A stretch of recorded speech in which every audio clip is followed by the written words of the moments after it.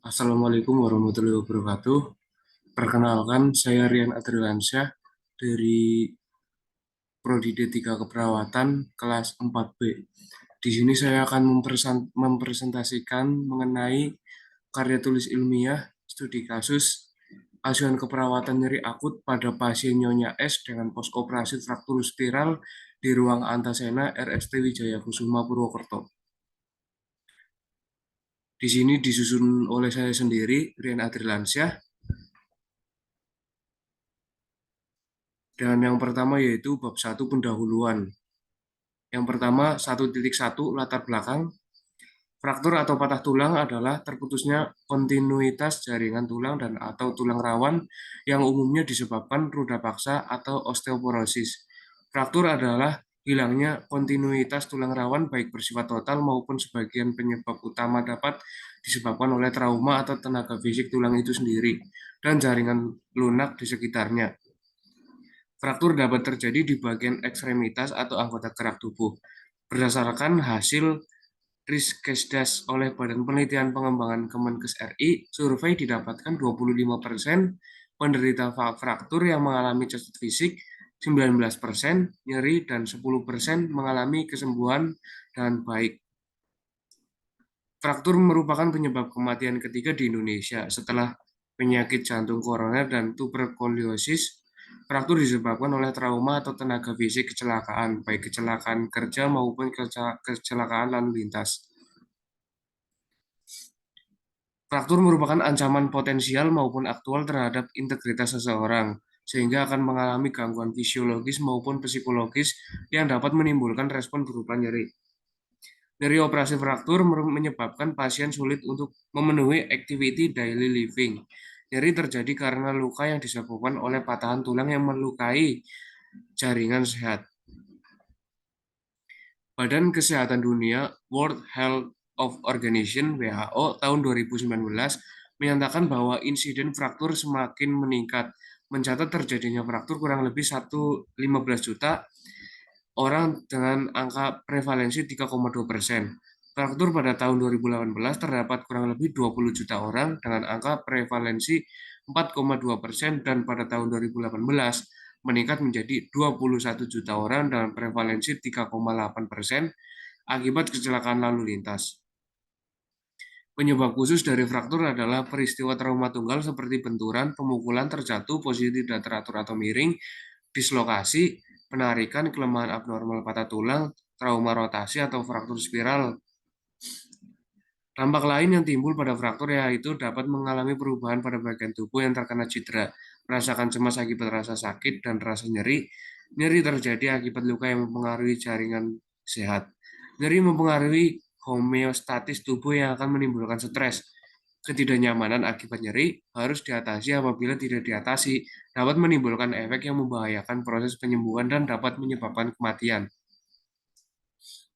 Seseorang yang mengalami nyeri akan berdampak pada aktivitas sehari-hari seperti gangguan istirahat tidur, intoleransi aktivitas, personal higien, gangguan pemenuhan nutrisi. Penata laksanaan pada fraktur dengan tindakan operatif atau pembedahan dapat mengakibatkan masalah atau komplikasi seperti kesemutan, nyeri, kekuatan otot bengkak, atau edema, serta pucat pada anggota gerak yang dioperasi. Manajemen untuk mengatasi nyeri dibagi menjadi dua, yaitu manajemen farmakologi dan manajemen non-farmakologi. Manajemen farmakologi dilakukan antara dokter dan perawat yang menekankan pada pemberian obat yang mampu menghilangkan rasa nyeri. Manajemen non-farmakologi teknik yang dilakukan dengan cara pemberian kompres hangat, teknik relaksasi, imajinasi terbimbing, distraksi, stimulus siaran elektrik transkutan, stimulus terapi musik, dan message yang dapat membuat nyaman karena akan merelaksasikan otot-otot sehingga sangat efektif untuk meredakan nyeri.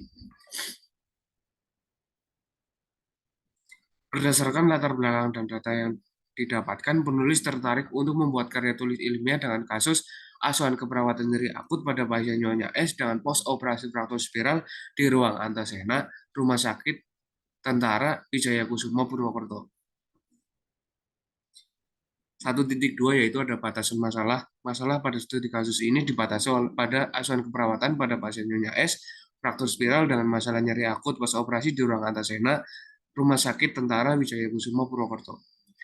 1.3 yaitu rumusan masalah bagaimana asuhan keperawatan pada pasien fraktur spiral dengan masalah nyeri akut pos operasi di ruang antasena Wijaya Kusuma Purwokerto. 1.4 tujuan 1.41 tujuan umum melaksanakan asuhan keperawatan nyeri akut pada Nyonya S dengan pos operasi fraktur spiral di ruang antasena RST Wijaya Kusuma Purwokerto. 1.4.2 tujuan khusus. Yang pertama, melakukan pengajian asuhan keperawatan pada pasien fraktur spiral dengan masalah nyeri akut pos operasi di ruang antasena RST Wijaya Kusuma Purwokerto. 2. Menetapkan diagnosa asuhan keperawatan pada pasien fraktur spiral. Yang ketiga, menyusun rencana asuhan keperawatan pada pasien fraktur spiral. Yang keempat, melakukan tindakan asuhan keperawatan pada pasien fraktur spiral. Yang kelima, melakukan evaluasi asuhan keperawatan pada pasien fraktur spiral. 1.5 manfaat. 1.5.1 manfaat teoritis. Hasil penelitian ini dapat menambah wawasan dalam tindakan melakukan asuhan keperawatan nyeri akut pada pasien Nyonya S dengan pos operasi fraktur spiral di ruang antasena RST Wijaya Kusuma Purwokerto. 1.5.2 manfaat praktis. Sebagai informasi bahan pertimbangan untuk penambah pengetahuan dan keterampilan perawat, pasien, dan keluarga pasien dalam meningkatkan pelayanan perawatan pada pasien fraktur spiral dan masalah nyeri akut pos operasi di ruang antasena RST Wijaya Kusuma Purwokerto. Bab 2 yaitu tinjauan pustaka. 2.1 konsep fraktur. 2.1.1 definisi. Fraktur adalah suatu kondisi yang terjadi ketika keutuhan dan kekuatan dari tulang mengalami kerusakan yang disebabkan oleh penyakit invasif atau proses biologis yang merusak. Fraktur atau patah tulang disebabkan karena trauma atau tenaga fisik, kekuatan dan sudut dari tenaga tersebut. Keadaan tulang dan jaringan lunak di sekitar tulang merupakan penentu apakah fraktur terjadi lengkap atau tidak lengkap. Fraktur dapat terjadi di bagian ekstremitas atau anggota gerak tubuh yang disebut dengan fraktur ekstremitas. Fraktur ekstremitas merupakan fraktur yang terjadi pada tulang yang membentuk lokasi ekstremitas atas atau tangan, lengan, siku, bahu, pergelangan tangan, dan bawah pinggul paha kaki bagian bawah pergelangan kaki. Fraktur dapat menimbulkan pembengkakan, hilangnya fungsi normal, deformitas, kemerahan, krepitasi, dan rasa nyeri. 2.1.2 Klasifikasi. Menurut Sulistianingsih, berdasarkan data tidaknya hubungan antar tulang dibagi menjadi yang pertama, fraktur terbuka adalah patah tulang yang menembus kulit dan memungkinkan adanya hubungan dengan dunia luar serta menjadikan adanya kemungkinan untuk masuknya kuman atau bakteri ke dalam luka. Berdasarkan tingkat keparahannya, fraktur dikelompokkan menjadi 3. Yang pertama, derajat 1, derajat 2, derajat 3.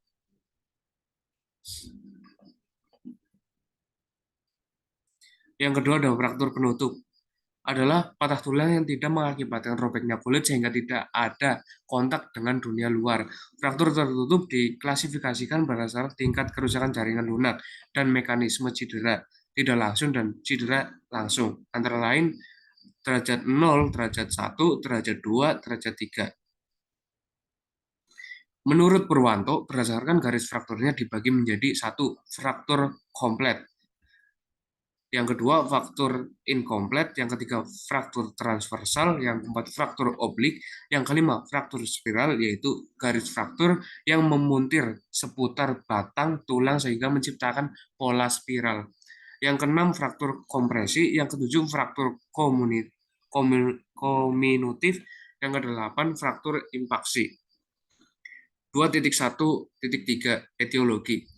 Fraktur dapat disebabkan oleh beberapa faktor, diantaranya adalah cedera, stres, dan melemahnya tulang akibat abnormalitas seperti fraktur patologis. Menurut Purwanto, etiologi atau penyebab terjadinya fraktur adalah trauma langsung, trauma tidak langsung, dan kondisi patologis. 2.1.4 Patofisiologi. Keparahan dari fraktur bergantung pada gaya yang menyebabkan fraktur. Jika ambang fraktur suatu tulang hanya sedikit terlewati, maka tulang mungkin hanya retak saja. bukan patah. Saat terjadi fraktur, otot yang melekat pada ujung tulang dapat terganggu. Otot dapat mengalami spasme dan menarik fragmen fraktur keluar posisi. Kelompok otot yang besar dapat menciptakan spasme yang kuat bahkan mampu menggeser tulang besar. Walaupun bagian proksimal dari tulang patah tetap pada tempatnya, namun bagian distal dapat bergeser karena faktor penyebab patah maupun spasme pada otot-otot sekitar. Fragmen fraktur dapat bergeser ke samping pada suatu sudut atau membentuk sudut atau menimpa segmen tulang lain. Fragmen juga dapat berotasi atau berpindah. Selain itu, periosteum dan pembuluh darah di korteks serta sumsum dari tulang yang patah juga terganggu sehingga dapat menyebabkan sering terjadinya cedera jaringan lunak. Perdarahan terjadi karena cedera jaringan lunak atau cedera pada tulang itu sendiri. Pada saluran sumsum atau medula, hematoma terjadi di antara fragmen-fragmen tulang dan di bawah periosteum. Jaringan tulang di sekitar lokasi fraktur akan mati dan menciptakan respon peradangan yang hebat, sehingga akan terjadi vasodilatasi, edema, nyeri, kehilangan fungsi, eksudasi plasma, dan leukosit. Respon patofisiologis juga merupakan tahap penyembuhan tulang. 2.1.5 Tanda dan gejala. Menurut Epley, tanda dan gejala postoperasi fraktur spiral adalah rasa nyeri, keterbatasan lingkungan gerak sendi akibat oedem dan nyeri pada luka fraktur, penurunan kekuatan otot, functional limitation akibat oedem dan nyeri serta penyambungan tulang oleh kalus, disability akibat nyeri dan odem serta keterbatasan fungsional. Selanjutnya 2.1.6 ada pathway.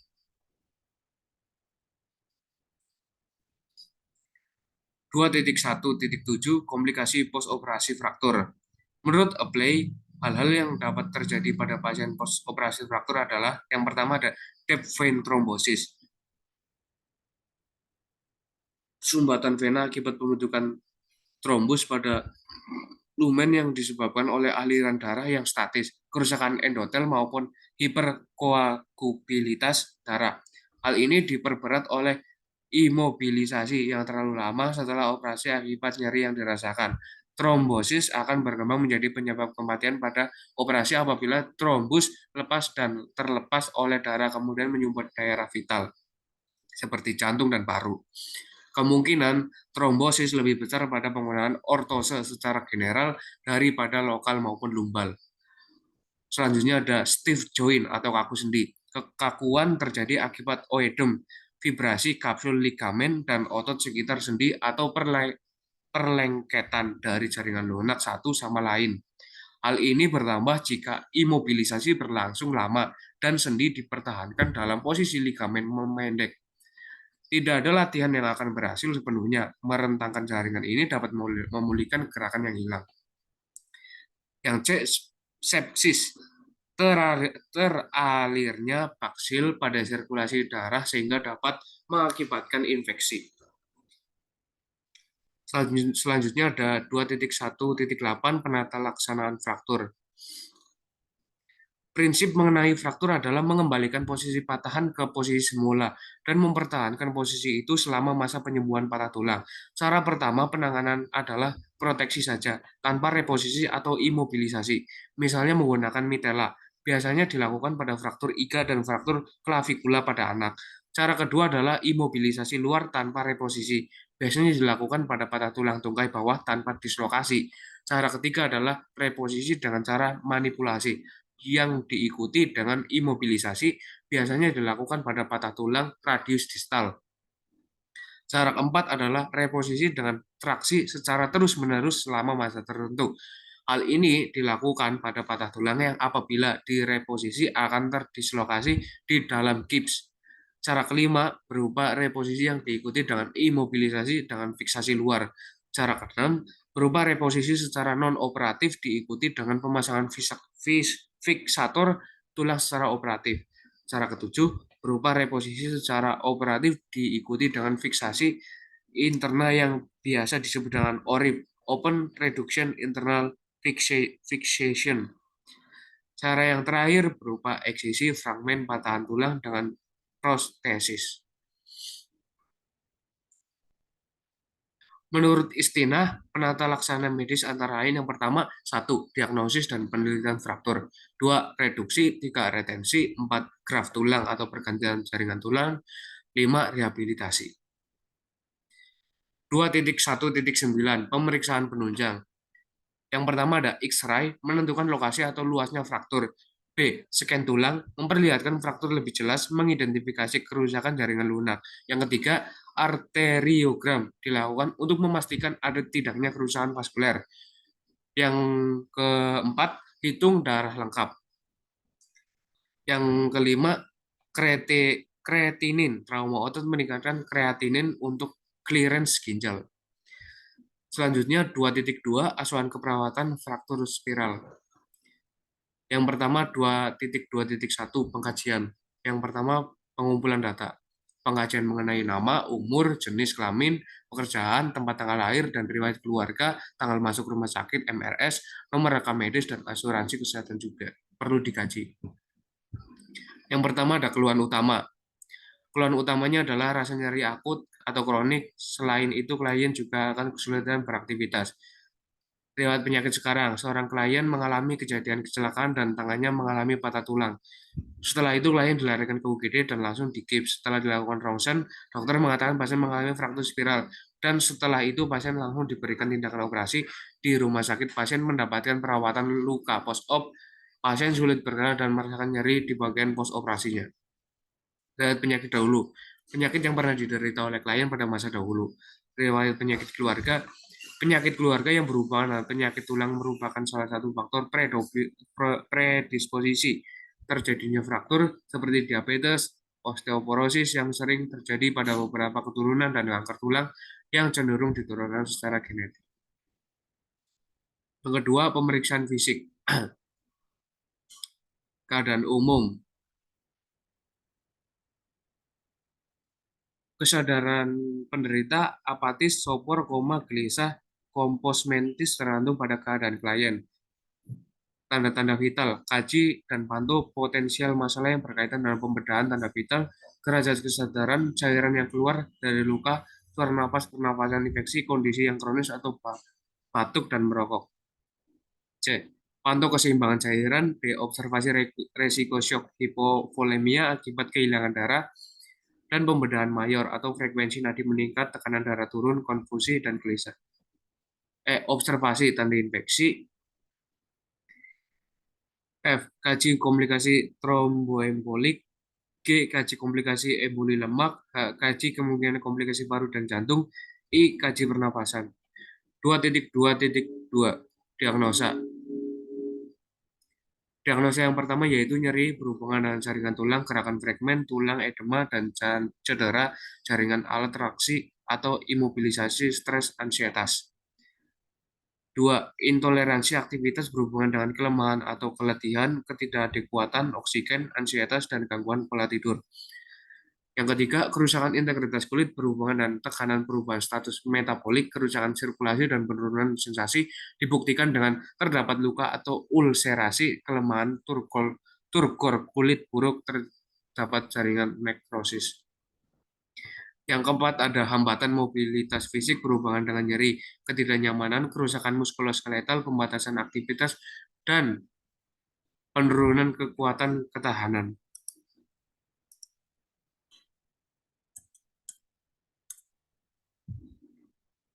Intervensi. Selanjutnya 2.2.3 intervensi. Nyeri berhubungan dengan jaringan tulang, gerakan fragmen tulang, edema, dan cedera jaringan, alat traksi atau imobilisasi, stres, ansietas. Tujuan, nyeri dapat berkurang atau hilang. Kriteria hasil. 1. Nyeri berkurang atau hilang. 2. Klien tampak tenang. Intervensi. Lakukan pendekatan pada klien dan keluarga. Rasional. Hubungan yang baik membuat klien dan keluarga kooperatif. Kaji tingkat intensitas dan frekuensi nyeri. Rasional. Tingkat intensitas nyeri dan frekuensi menunjukkan skala nyeri. 3. Jelaskan pada klien penyebab dari nyeri. Rasional memberikan penjelasan akan menambah pengetahuan klien tentang nyeri. 4. Observasi tanda-tanda vital. Rasional tanda-tanda vital untuk mengetahui perkembangan klien. 5. Melakukan kolaborasi dengan tim medis pemberian analgetik rasional. Tindakan dependen perawat analgetik berfungsi untuk membelok ke stimulasi nyeri. Yang kedua, intoleransi aktivitas berhubungan dengan kelemahan atau keletihan, ketidakadekuatan oksigen, ansietas, dan gangguan pola tidur. Tujuan, klien mempunyai cukup energi untuk beraktivitas. Kriteria hasil, 1. Perilaku menampakkan kemampuan untuk memenuhi kebutuhan diri. 2. Pasien mengungkapkan mampu untuk melakukan beberapa aktivitas tanpa dibantu. 3. Koordinasi otot, tulang, dan anggota gerak lainnya. Intervensi, rencanakan periode istirahat yang cukup. Rasional, mengurangi aktivitas yang tidak diperlukan, energi terkumpul dapat digunakan untuk aktivitas seperlunya secara optimal.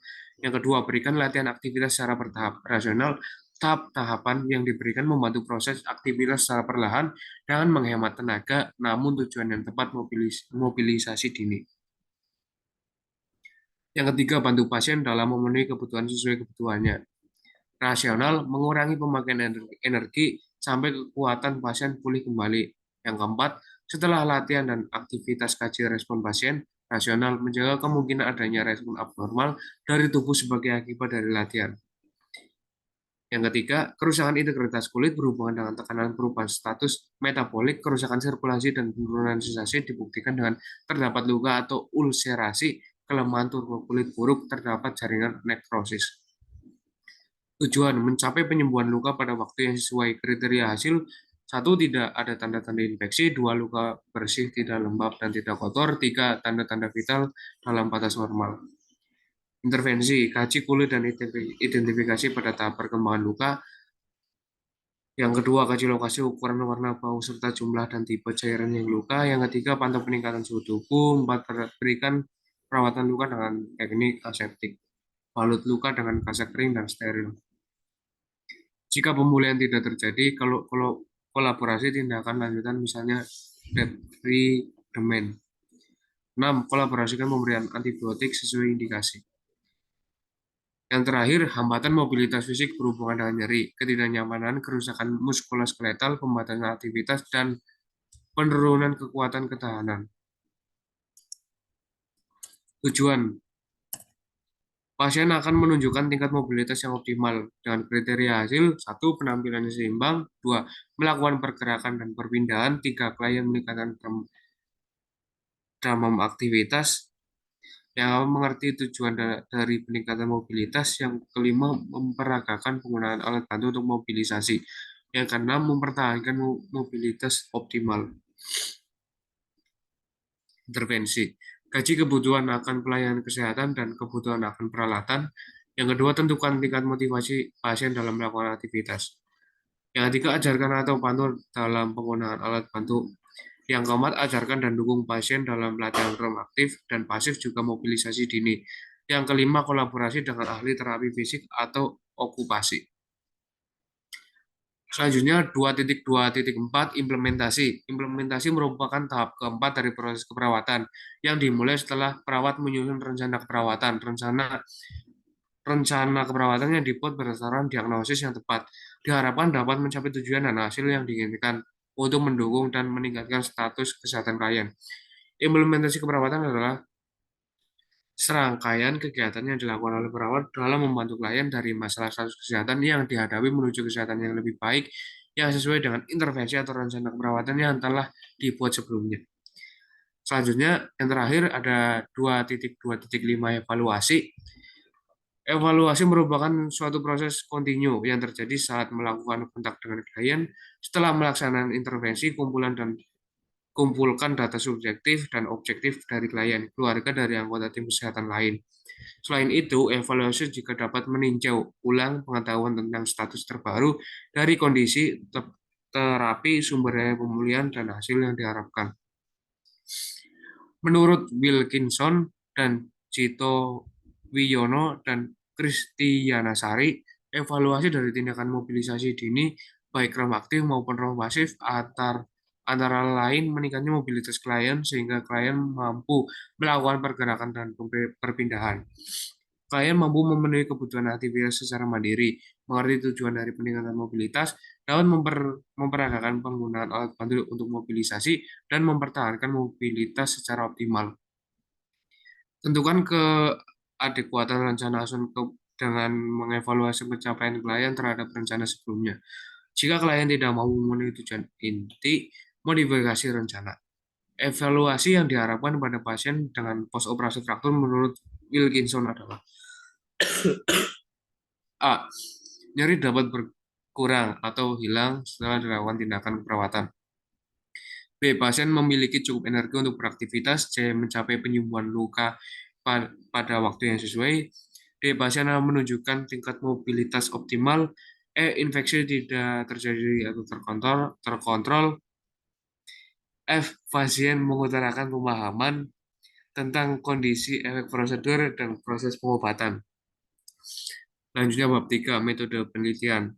3.1 desain penelitian, 3.2 subjek penelitian, 3.3 data yang akan dikumpulkan, 3.4 metode pengumpulan data dengan isi 3.4.1 jenis data, 3.4.2 teknik pengumpulan data. Selanjutnya 3.5 instrumen pengumpulan data dengan isi 3.5.1 instrumen wawancara, 3.5.2 instrumen observasi, 3.5.3 instrumen studi dokumentasi. Terima kasih. Jika ada kesalahan dalam presentasi ini, saya memohon maaf. Wassalamualaikum warahmatullahi wabarakatuh.